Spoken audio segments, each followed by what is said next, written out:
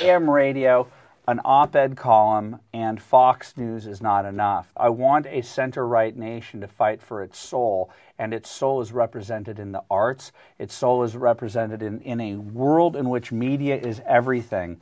AM radio is the lowest form of communication. It's tinny, it's not robust, it's not Avatar.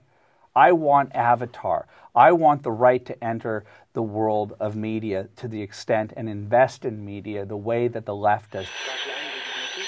The fake media is trying to silence us, but we will not let them, because the people know the truth. The fake media tried to stop us from going to the White House, but I'm president and they're not. You're listening to the Curt Schilling Podcast, a Breitbart.com podcast. The podcast starts now. Here's Curt with today's headlines.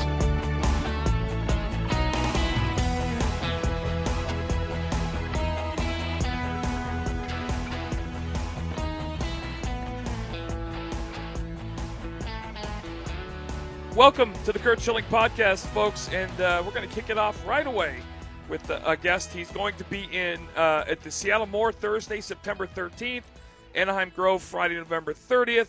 You can find tickets and more information at adamcarolla.com. He is Adam Carolla. Good morning, Adam. How you doing, buddy? I'm doing well. Thanks for having me back.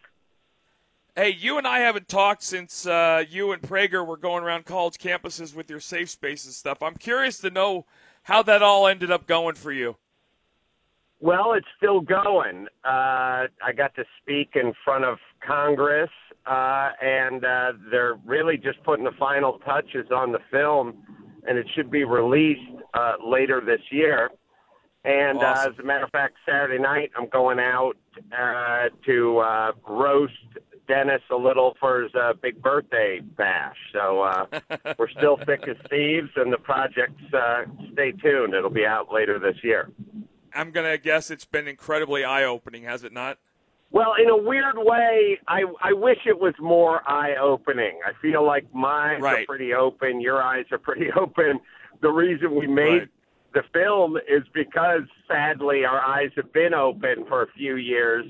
And, you know, I wrote a book about 9 years ago, maybe 10 years ago, called In 50 Years We'll All Be Chicks. So my eyes were open 10 years ago when I was writing that book, and half the stuff I was joking about has come true. Right. That's not exaggeration either. That's kind of scary. Hey, I'm very curious to know. You're doing a documentary. It's a new documentary. It's called Uppity.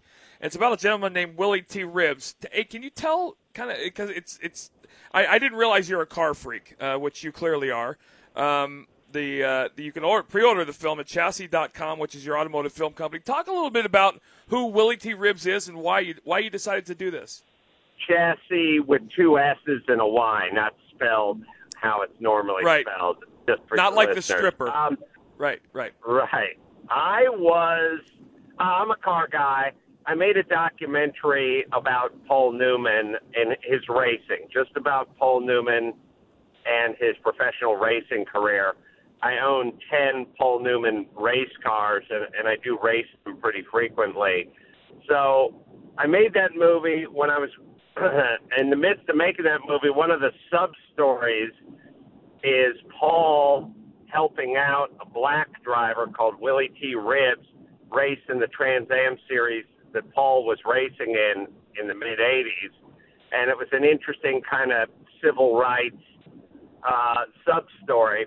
And Willie was the first black driver to go to Indianapolis 500 and was, represented by Don King and sponsored by Bill Cosby and drove against then Bruce Jenner in the Trans Am series.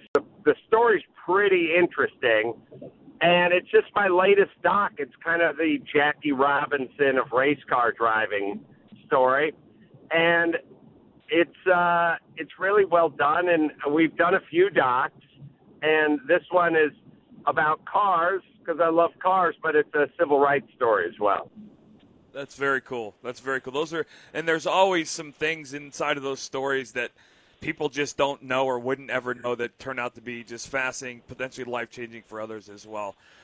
So, listen, there's not really a whole lot going on in the political world, so I'm finding it hard to bring up a topic to talk about. But apparently, the GDP is at 4.1%. Unemployment's at an all-time low for minorities. There's a record number of people employed. And according to liberals and Jim Acosta, the world is about to end. And apparently Jim was accosted by people calling him names and flipping him off at a recent Trump rally. And he came on the air to complain about it, and I thought that was funny as hell. Well, it is a weird thing, and I've experienced it in life a few times. By somebody does something to you, you then do something to them, and they accuse you of attacking them. It's just kind of a weird posture. You know, it'd be like Japan accusing us of attacking them after Pearl Harbor. I feel like at least, here's what I'm saying. Japan fought back, but they weren't indignant. Like, what the hell is going on? This is an outrage. So they drew first blood, and now we're gonna get in and retaliate. So I feel like there's been a lot of aggression on the left. I mean, obviously, ask any member of the cabinet that's tried to go out and eat, or, you know, Ben Shapiro if he wanted to go to Berkeley and speak, or Ann Coulter, or whoever. There's been a lot of aggression and pushback and hostility emanating from the left. And then obviously there's going to be X amount coming back from the right. There's going to be X amount coming back from the right anyway, but it will be exacerbated if X amount starts from the left. And then Jim Acosta's surprised or upset or doesn't know where it's coming from. Just check the tape of the last 2 years. You'll see where it's coming from. I was going to say, so I had the exact incident. I got on a plane the other day, and somebody tweeted at me that was on my plane and made a smart-ass comment to me, talking trash about an incident in my life that was a hard thing to go through. And I tweeted back at him on the flight. I said, it's funny your coward ass didn't say something when you passed by me in first class. And he said something like, blah, blah. I said, well, you know, that's okay. I can wait at the terminal when we get to Boston. And he tweets back at me, well, logistically, the plane's really full, so that's going to be a problem. And I'm like, dude, I'm kidding. Like, this kid was 25. Well, it turns out I had two of my oldest boys. I'm waiting for them to come off the plane. He walks up to me, goes, you're really waiting for me? And I was like, oh, my God, this is too funny. So then I begin to proceed to just verbally address this kid, and it worked. I didn't raise my voice, didn't make a scene, and I knew what was going to happen. He tweets out afterwards that, I stood up to him, and I was thinking to myself, I should have videoed this. I mean, he turned it into it was a situation somehow it was my fault. But in this day and age, I keep trying to tell these kids they don't understand, and you're seeing it now in professional sports, which is blowing me away. They're digging up these kids' past when they're 16, 17 years old, and making that out to be who they are. I don't know about you, but at 16 years old, you know, the only thing I did was sleep and have a constant erection. I mean, I've certainly changed. I sleep a lot more, but I mean, the fact that the left is trying to hold us to a standard they don't live to themselves is ridiculous. Well, also the urge or impetus to go out and search, you know, that's the thing that I'm kind of interested in. It's not the person that sent the tweets, and it's not even the person that was offended by the tweets. It's the third party that has nothing to do with the tweets that went back and dug this stuff up. I don't know anything about computers, but I imagine it takes a little bit of effort to do this, and that's effort that you didn't put into playing catch with your son or pushing your daughter on a swing or helping clean up your community or painting the fascia on your house or hugging your wife. It's just you sitting on the computer ratting somebody out. And that I do not get. That is a new thing for me. when, you know, left or right, when someone's got to go on the computer and find out what James Gunn was up to a number of years ago so he can't direct Guardians of the Galaxy 3, I'm against that. And when somebody at the New York Times has to go look up or grab some quote from some tennis analyst saying guerrilla tactics about Serena Williams and then drop a dime on them, turn it into something that it wasn't, and then get the person fired from ESPN, what is that adult doing? What did their parents think they were going to do when they were an adult? And do they have a goddamn mirror in their house? Social media is pulling around the message it's pulling it by the nose. I mean, the tail's wagging the dog in many ways. We're here. It's I think August 3rd. I'm sorry. The world hasn't yet ended. The GDP's at 4.1%. But I want to ask you: did you follow the Trump-Putin meeting closely enough to watch the press conference and come away wondering what the hell the left was freaking out about, or did you have any other look at it? Obviously, if you go back and you listen to prior statements made by President Obama or any mayor of New York or Nancy Pelosi or anybody or Hillary Clinton or Bill Clinton, you only have to go back a couple of years to hear a lot of the exact same stuff Trump is being called an outrageous animal for now, of course, right? So obviously it's hard to listen to something. If Curt Schilling said something 8 years ago and then Adam Carolla said it tomorrow and I was called an animal and you were called a saint, it wouldn't make sense if it was a lot of the same stuff. And a little off the Putin subject, but, you know, as it pertains to immigration, Trump has said or just echoed a lot of the stuff that was said by leading Democrats, you know, 2010 or 2012. So it's hard to bite on that sort of lunatic apple when he's saying stuff that other people that are regarded as very measured and very centered and very thoughtful said a few years earlier. As far as Trump and the world goes, I have always said for years and years and years, I think the rest of the world respects strength. I think when they find out you want to play nice, whatever side of the aisle you're on, they look at that as weak. I think these guys are bullies. You know how every street fight I've ever gotten into in my life, and it hasn't been that many, but it's been 3 or 4, every single one of them was by telling a bully, I don't want to fight. I do not wish to fight. Right. And that made the bully instigate the fight. It was by them perceiving me being weak is what caused their aggression. And these people, a lot of these characters and players around the world are bullies by definition. I mean, that's why we know who they are. They're bullies. And when you tell them, hey, diplomacy, diplomacy, diplomacy, they go weakness, weakness, weakness. When you hear that they may be bombed into the Stone Age, you get their attention. And I wish we didn't have to go down that road, but everybody that is the does. road Yes, they chose. Right. It's a great message. And Reagan said it best. I think in his speech, his Goldwater speech, he was talking in the late 60s, he was talking about, you know, you want peace? You can have peace tomorrow. The quickest way to peace is to surrender. Otherwise, the world is full of bad people, and if they can take advantage of you, they will. That they've always done that, and that's what these people, these countries have done. That's why our tariffs and all of the things around global trade, and why this country, from a national security perspective, is so damn weak. This last administration prior to Trump went around the world apologizing, and now we're having to fix that. And you know, I do find it ironic that the left continues to get upset about our mention of Clinton and Obama. And my point is, listen, we only mention them because they're the exact reason we're here. They're continually screwing up things left and right and put us in the position we're in.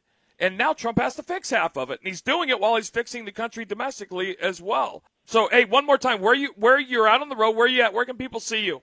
More Theater, Seattle. That is, I think, September 13th. Anaheim Grove. Thursday, September 13th. Yeah, you can go to AdamCarolla.com and just click on live dates and look at podcasts and books and T-shirts and live shows and all that is Adam Carolla. Can I get a T-shirt with your ugly ass on the front of it? I think you could, although you'd probably want my face on the T-shirt. Oh, okay, I got it. Hey, listen, all the best, man. It's always a pleasure to catch up, and we'll catch on soon.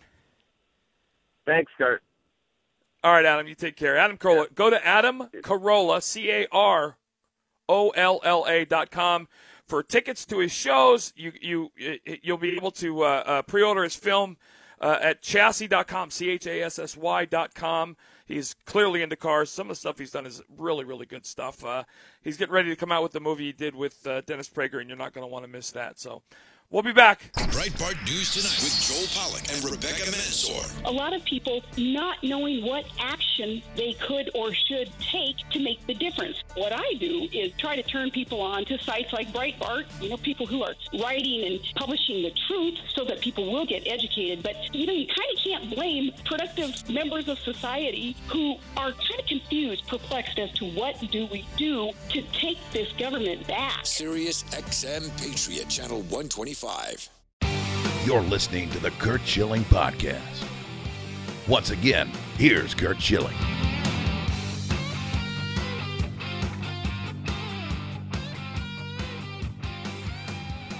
Welcome back, guys. Joining me now is the co-host of Breitbart News Tonight on Sirius XM Patriot 125. From 9 to midnight, he is Joel Pollak, one of our more influential people around here, both on foreign and domestic policy. Hey, Joel, what's up? Not much. How are you? I'm good. Where are you at, and what are you delving into right now? Well, right now I'm in L.A. and just delving into all the craziness of the media at the moment, the hysteria that's going on. The latest news that the New York Times has added someone to their editorial board with a history of posting racist tweets about white people. Obviously, the only group you can make fun of without consequences is white people. Yeah. And if you think about how Roseanne Barr lost her show because of one bad joke on Twitter late at night, but someone else is basically going to be running the editorial policy of the most influential paper in the world after years of this sort of invective on Twitter. It just shows you that if they didn't have double standards, they wouldn't have any standards at all. That's exactly right. And he's referring to this young lady, Sarah Zhang, who, amongst their many quotes, were professing hate for dumbass effing white people. That's one of many quotes, by the way. She's got a plethora of them. But I just tweeted that out and said, yeah, this is really surprising. Oh, no, it's not. It's actually not surprising at all. This is who the left is. We keep saying they are who they purport to hate, and they continue to prove that every day. I wanted to ask you, President Trump did a rally the other day, and apparently Jim Acosta almost got murdered, if you ask him. Yeah. He almost lost his life. But also on Morning Joe, contributor Michael Barnacle was talking about, and I argue this is exactly why Trump's base won, and we've talked about this in the past, and he said, here's his quote, "But there's something else here that is truly dangerous, and that is the venom that has begun to feed on an almost daily basis out into the public. We saw it at the rally the other night. It's no longer fun. None of it is funny. It's truly dangerous." And we keep referring to his base. Well, I'm sorry, but the people we saw the other evening at that rally, if that's his base, it's deranged. Okay, first of all, that the left would be accusing anybody of injecting venom into the public persona. It can't be them. But secondly, they really don't see it. They can't be self-aware enough to understand that they continue to alienate anyone and everyone that isn't a die-hard radical left socialist or an uninformed 18-year-old. Right. Well, look, let's just state right off the bat that everybody is contributing to this climate. We could all do a little better. We could be a little nicer. Yep. We could be a little more open and engaging. I think that everybody should admit that. And I think there's plenty of blame to go around. I think there's also plenty of potential to reach out and to find common understanding. I think there's a lot that Americans share in common despite the political labels. And Curt, this will be close to your heart, but if you go to a baseball game, and I went recently to my own hometown team, my old haunt at Wrigley Field, there's no politics there. I mean, thankfully they haven't seen the kind of anthem protests that have rocked the NFL and that sort of thing. And it's not about Republicans and Democrats. Everybody's just out to have a good time. Now, there's plenty of booing that goes on at a baseball game. Certainly if you're the opposing pitcher, you're going to hear some of it from the crowd. And that's all that really happened to Jim Acosta at the Trump rally the other night. He was the opposing pitcher because CNN has set itself up as the opposition. And they go in there every day, every night to try to beat the president. That's what they do. Right. They're not conscious of it. And I've talked to people at CNN who think that they're objective, blah, blah, blah, but they relish it. I mean, Acosta loves being the anti-hero, and he loves it so much that he loves being part of the story. Yeah, so supposedly this dangerous crowd, he was posing for pictures and signing autographs. So, he understands how the game is played, and then he tells a story about it that isn't exactly the reality, but which helps him set up that opposition. So it's all part of the game. I think that White House set the right tone the other day in saying that freedom of the press is important, and so is freedom of speech. And people are allowed to criticize the media. In fact, it's probably overdue. Well, the fact that I find it even more offensive that he would act offended at a bed that they made. They've created this atmosphere. They have, somebody on Twitter was calling out somebody else about, when does Jim Acosta lied? And then there was like 15 continuous tweets posting the stories of Jim Acosta either lying by omission or just flat out telling an untruth. And then they act surprised that real America. This is, and I think part of it feels like, Joel, that CNN has created a world that doesn't actually exist.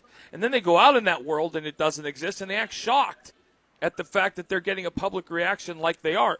And I would argue it's a deserved reaction, but they're trying to spin this as if President Trump is telling, that he's sending out his brown shirts and thugs to beat up members of the media. When, in fact, it's a nonviolent protest. It's exactly what this kind somebody said, I felt like I wasn't in America anymore. And I would argue that's exactly what it's like to be in America. Yeah. That's a peaceful protest. That's what happens. That's who we are. That's what makes us different than everybody else. Right, and it was peaceful. And look, on the other side of the ledger, there have been protests that were not peaceful, that shut down Trump supporters. There was that riot in Chicago that forced a rally to be canceled. There was the riot in San Jose, where I was back in June 2016, where Trump supporters were physically attacked.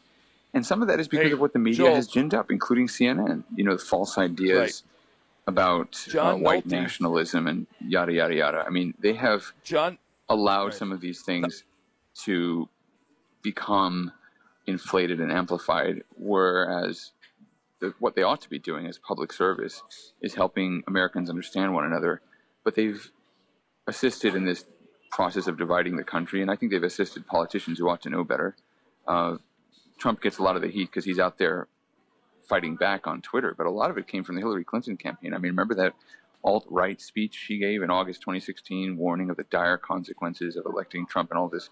So they've perpetuated some of the myth, and they've created fear, I think, in the minds of many Americans of what really is ordinary politics. And as such, I think they could be doing a better job. They've contributed to, I think, the idea that it's okay to react in certain ways to people with whom you disagree. The climate of hatred on our campuses today, for example. So I think they need to take a step back. I think they're playing this up. Jake Tapper said that the White House had endorsed this mob behavior. They hadn't endorsed it. They just said that people were free to do it. It wasn't an endorsement, but it certainly allowed for the Constitution to stand as it is. And I think the fact that CNN is spinning it as an endorsement tells you exactly why the public finds CNN so irritating. It's because they pretend to be impartial, but they're anything but. We've had over 500 incidences since the election of liberal violence, physical violence against Trump supporters. And an article started by John Nolte.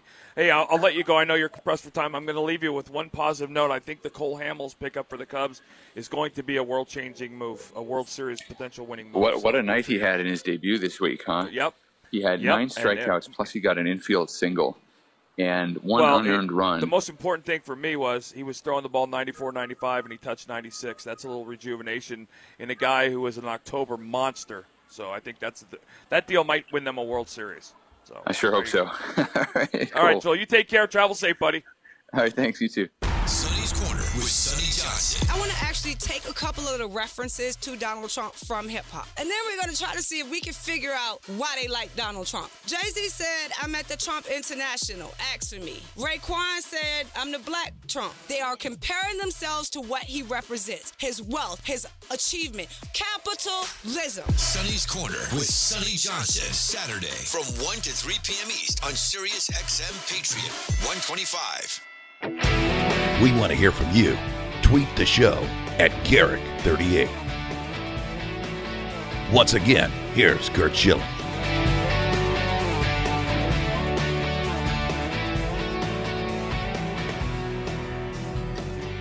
Hey guys, welcome back. Today's winners and losers. What a way to close out the week. My winner is Tallahassee police officer Tony Carlson and a man named Phil. Phil was a homeless man who was trying to get a job at McDonald's. That's one reason why he's a winner. He wanted to shave before the interview, and he bought a razor, and the police officer saw him struggling to shave himself in the street. So he went over and helped the gentleman shave himself. The gentleman went in and got the job. There's video of him helping the man shave himself. And that, to me, is, there are millions of interactions on a daily basis between law enforcement and citizens. Very few of them ever end up in violence. Even fewer end up in something corrupt. But there, more times than not, there are far more, thousands more of those stories like Officer Carlson and Phil than there are not. And my loser was very easy. A waitress at a Texas restaurant claimed that an area law enforcement employee scribbled a racial slur against Hispanics on a meal receipt. However, a county sheriff's immediate investigation revealed the whole thing to be a hate hoax. Now that the sheriff is speaking out, this woman wrote on a receipt, "Worst attendance here ever," and then she wrote, "It looks like F Mexicans or something, whatever." Turned out to be a fake hate crime. Another fake hate crime. FakeHateCrimes.org, guys. Go check that website out and add this one to the list, because that stuff is more damaging to race relations than any dumbass comment made by an actual racist, because it's just, well, it's ridiculous. Guys, have a great weekend. God bless. Thanks for checking in this week. Thanks again to Adam Carolla, Joel Pollak. We'll catch you guys on Monday. Have a great weekend.